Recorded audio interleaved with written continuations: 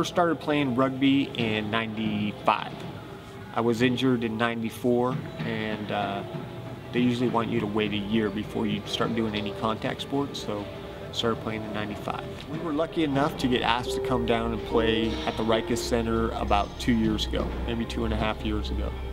And what do you think about the Rikers Center? I mean, it's probably one of the most amazing places that you could come in and train. I mean, not only is it just a great atmosphere of everybody around. I mean, I always have a saying of when I come in, I'm like, what's in the water?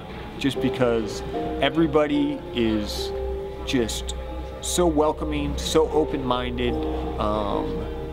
You could see everybody has self-confidence. I mean, from the people that have worked here probably for 10 years to the young kids that are here. I mean, they come up, they introduce themselves, they look you straight in the eye. They don't have any hesitations. I mean, if you're in a chair, if you're not in a chair, it's just a welcoming thing when you come in, and it's almost like you want to be part of that atmosphere. Oh, definitely. I mean, I think that, when you come in with knowing that you have the ability to accomplish your goals and it's really just up to you and what you put into it, I think it totally opens up that door, because you don't go in with any other preconceptions of, are they going to accept me? Is this going to be open for me? Is that, is the court, am I going to be able to do, my workout in a timely manner? It's there, it's open for you. It's really up to, I think, the athletes and the people that come up here to accomplish your goals. So, I'll reiterate again. I always say this, that me being an athlete before my injury was probably one of the key ingredients of me getting through my injury and dealing with the injury my first year. Like you said, it's all about determination and your will to want to get stuff back. I'm not talking about muscle function. I'm not talking about being able to walk. I'm talking about getting your life back.